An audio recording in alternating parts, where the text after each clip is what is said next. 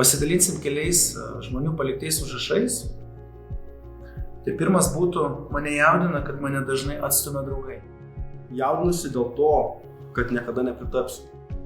Mane jaudina, kad aš gausiu blogą pažymį ir mano patėvis mane aprieks dar kartą, nes paskui aš ir vėl susipjaustysiu.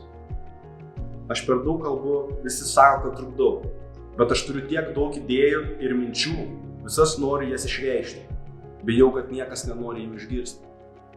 Jog po traumas negalėsiu pilnai sugrįžti į buvusį gyvenimą. Jaudinuosi, nes nežinau, kokį karjeros kelią pasirinkti, kad nenuvilti tėvų. Labai jaudinas dėl besiskiriančių savo tėvų. Mano brolis serga autizmu ir aš noriu nusižudyti. Manau, kaip ir daugelis žmonių, karo grėsmė, suvokimas, kad tokie veiksmai ne tik vyksta šalia mūsų, bet vieną dieną gali tapti mūsų kasdienybė. Labiausiai jaudinasi dėl ateities, kai nežinau, kas manęs laukia. Taip pat dėl minties, kad vieną dieną viskas baigsis. Aš buvau kalėjime 2 metus, dėl to nes išėjau į protestą Baltarusijoje. Dabar nežinau, kaip grįžti į realybę. Taip pat noriu pasakyti, kad pavargau kovoti su savo vidiniais demonais. Tačiau trokštu save įtikinti, jog myliu savo gyvenimą.